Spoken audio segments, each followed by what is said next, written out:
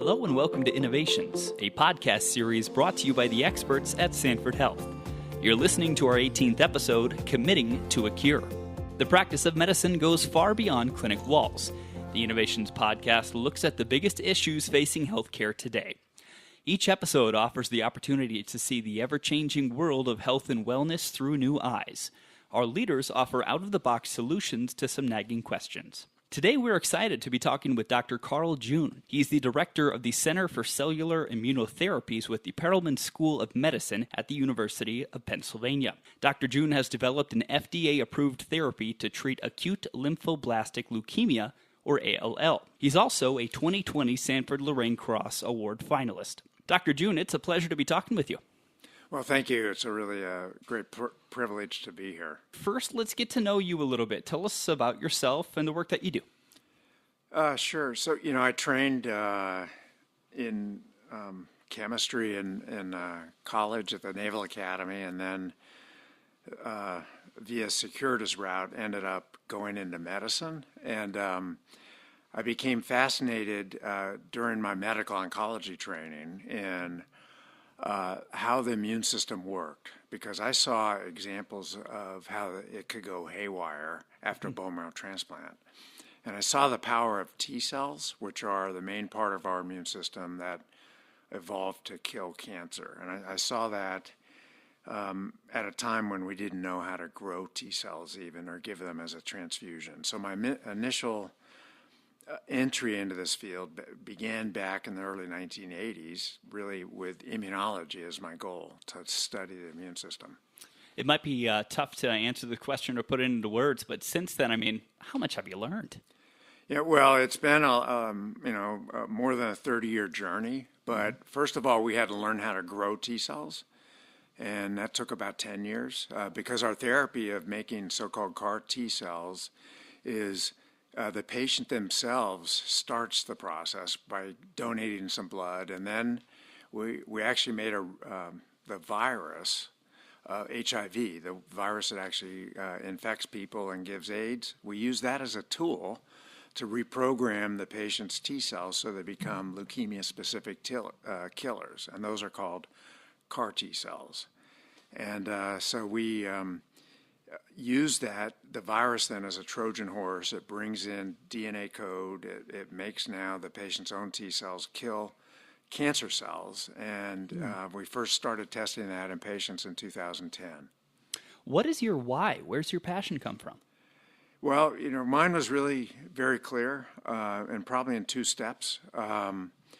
I got fascinated by the immune system when I saw, as I mentioned, haywire T cells able to kill people in just a few months, and that's after a bone marrow transplant. Literally, your T cells can destroy an organ, such as your liver, in just a few weeks. And autoimmune disease affects maybe 10 to 20% of people with diabetes, psoriasis. My mother had an autoimmune disease called lupus, and my daughter has one called juvenile arthritis. So I got basic interest in immunology from there. That was my why of how the immune system can be controlled. And can you tell me the stories? I understand they're incredible stories about Bill Ludwig and Emily Whitehead. Well, okay, so the way medicine goes ethically is we begin experimental therapies in adults and then later children. And so the first patient we treated was in July 31st of 2010. And as you mentioned, his name was Bill Ludwig. He was a retired U.S. Marine who had been in Vietnam and then was a prison warden. And in 2010, he had leukemia that was not responding to chemotherapy. And he thought he was going to die. He'd already paid for his funeral. And we treated him with these CAR T cells in July. And he got very ill after. We didn't know what was causing this, but he actually got worse, was in the ICU. But he woke up about 3 weeks later. And when, at that point he was stable enough, the doctors examined him. They found his leukemia was gone. Wow. And we can do imaging with CAT scans and everything. We knew that he had more than 5 pounds of tumor, and that it all went away in 3 weeks. Oh, That's incredible. Yeah. What was your reaction when that So, I happened? mean, well, I'll tell you. I was incredibly surprised because it actually worked better in him than it ever did in our mice. Wow. So when we got the report back, and I'll never forget this because I've looked back at the emails, it was day 28. It said the bone marrow has no leukemia. So I said, I don't believe it. Please biopsy it again on the other side. So the bone marrow biopsies are done on one of the hips. They went to the other side. The same thing came back, no leukemia. Wow. How much pride did you have? Well, it was surprise at that point, and I mean, he was delighted. He came back in August of 2020, just in the middle of this pandemic this summer, and he still had no leukemia. Wow. And so it was durable. He got to see his grandchildren, where he thought was going to die. And what we didn't know then was was that some miracle? Sometimes the first patient works, and then it's a dud after that. Well, it worked reproducibly. 2 of the first 3 patients we treated, like Bill Ludwig, have been in remission now for 10 years, and the other person had a partial remission. That's incredible. Talk to me about Emily. And well, so then Emily was the first child we ever treated. She was 6 years old, and like Bill Ludwig, she had, and as you mentioned at the top of the show, she had acute lymphoblastic leukemia, ALL, which when it becomes resistant to leukemia, the chemotherapy given for the leukemia, it's usually a 6-week survival. So she went on to the study with that prognosis, and we treated her, and within days she became much worse. She had a fever of 106 degrees. We didn't know what was causing it. It turned out she had a very high level of a blood protein called interleukin-6, which causes fever, and it was actually caused by her CAR T cells killing her leukemia. And within 3 weeks, just like Bill Ludwig, she was in complete remission. Really? Wow. So and she's now. I had dinner with her father last night. She's now 15 years old and a straight A student in high school. Yeah. What a moment that you were able to share with them, and even last night, recollecting that with her father. Did you forge kind of a relationship and a bond? Oh, it's been. She's almost like one of my children. Yeah.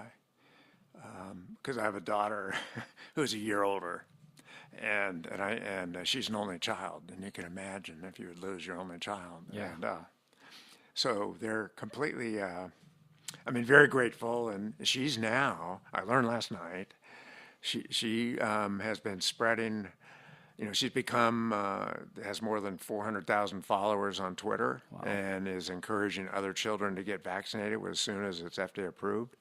So she is spreading really good things now herself, as now being the beneficiary of a new therapy for cancer. Let's switch gears now and talk about the Sanford Lorraine Cross. What's it like to be a nominee? What does this recognition mean to you? Well, I had not heard of it, and then it's been delayed a bit, I have to say, because of the COVID. But it's been a really exciting journey. First of all, there's been the other co-finalists, to meet them and to hear their stories. One thing common between us all, I think, has been persistence. Mm-hmm. It takes a long time for when you start a new scientific field to prove it actually works. You have to be persistent, and so that's really been great. I hadn't known about this amazing network that Sanford Health has, and it's been great to learn about that, and in fact the international outreach. What have you enjoyed most about this entire process? Well, I think meeting new people, and that's the fun part of now medical research. It's international. And all people are susceptible to getting cancer. They have friends or relatives that have had that, and to be able to, we have a lot of different languages, but there's only one language across, internationally, and that's this medical research connected to improved health. You mentioned persistence. What do you love most about the life-changing work? And then is there something that motivates you to keep persevering when you run into any roadblocks or anything like that in the work that you do? I like to make the analogy to sports. I played football and basketball when I was in high school, and you have to be used to failure in sports. Batting average. If you're a baseball player and you can hit 1 out of 3 times, that's success. Really good. Yeah. That's really good. And yet, so science is one of, you have to have the ability to mostly fail. Most experiments don't work, which is why we call them an experiment. But every once in a while, you hit a home run. And when that happens, it's extraordinarily rewarding. So you have to have that persistence to keep trying different things until you finally get it right. And I think that's what's in common with scientists. How would you hope to motivate future science and medical researchers? Well, that's a great question, because a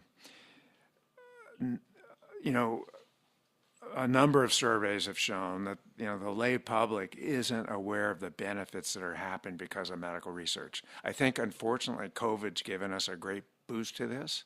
People have learned about the immune system, and where they really never thought about viruses and the immune system much before, unless they were an infectious disease specialist or an immunologist. So one of the things science has probably failed at has been lay education. And I think this is a great outreach part of what the Sanford Lorraine Cross Award is about.